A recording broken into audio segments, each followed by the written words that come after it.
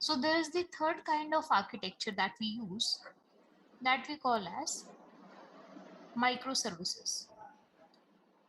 So guys, any idea, like when you hear this particular term microservices, any idea what it is? According to you, what microservices is?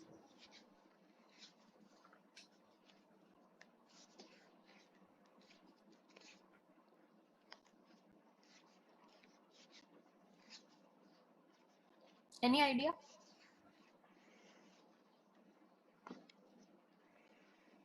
Subservice of main service. Okay.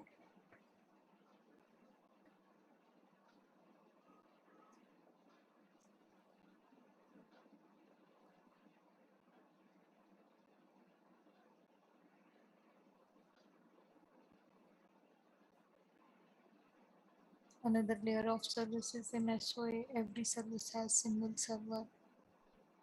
Mhm. Okay.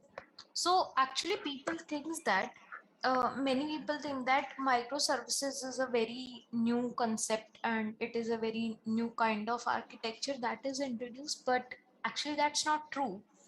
It is a very old concept. Microservices was introduced very early. It is a very old concept. It's just that it's just more kind of buzzword now. Okay.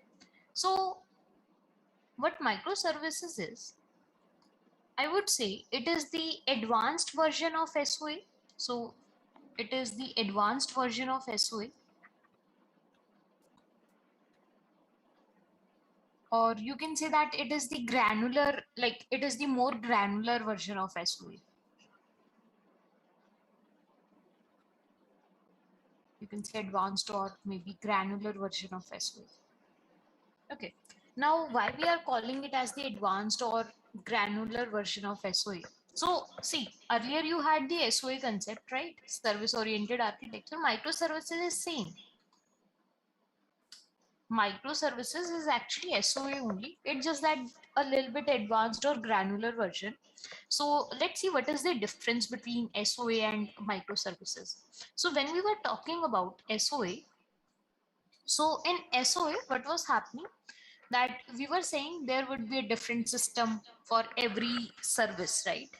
Every service would be independent. So when we were talking about those rules, that so in SOA, we were like in SOA, this was the thing that if you are having a single app,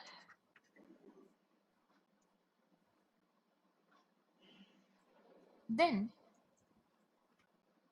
we would be making multiple smaller apps for it. And then next was that each app, or you can say each service, should be independent, right?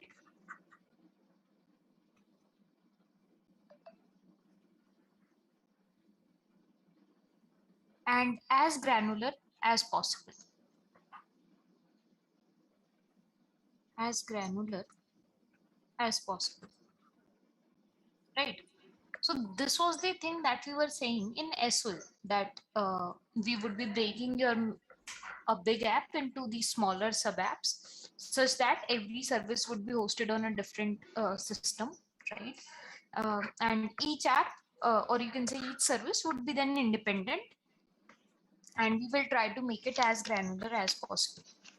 So the same thing is valid for microservices only.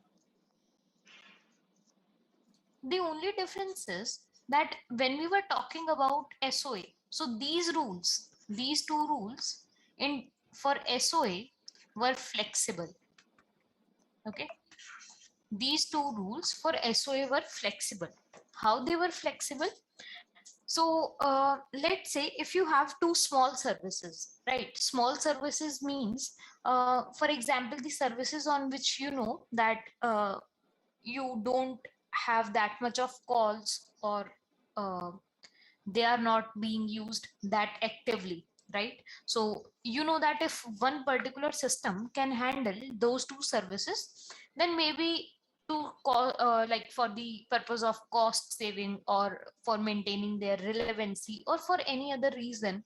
Maybe they are having same tech stack, maybe you want to reduce the network latency. So there can be any reasons, and because of like your particular reasons, maybe you are hosting two services on same system.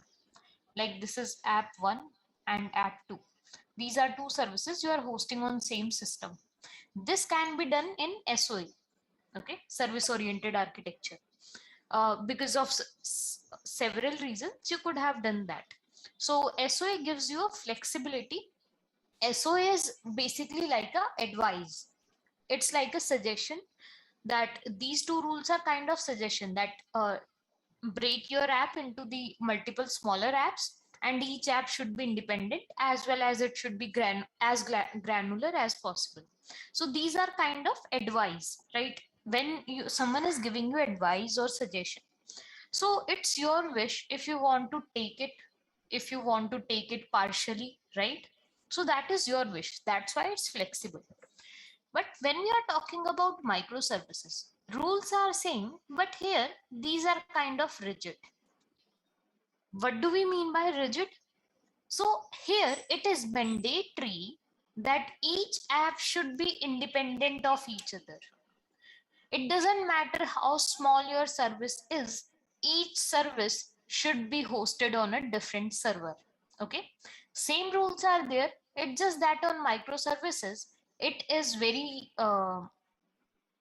rigid, that this should be followed, that all the apps would be independent. You can't host the more than two apps at the same system. But in case of SOA, you can. So for example, here, in case of SOA and in case of microservices, let's say you are having these three systems, S1, S2, and S3. And here S1, S2, and S3, right? So it is possible that in SOA, maybe your system 1, uh, system 2 and system 3 are connected with each other, right? And when they are requesting some data, so maybe your system 1 and system 2 are using a single DB for some kind of data, right?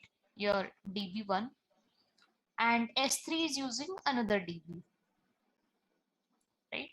This is possible in SOA.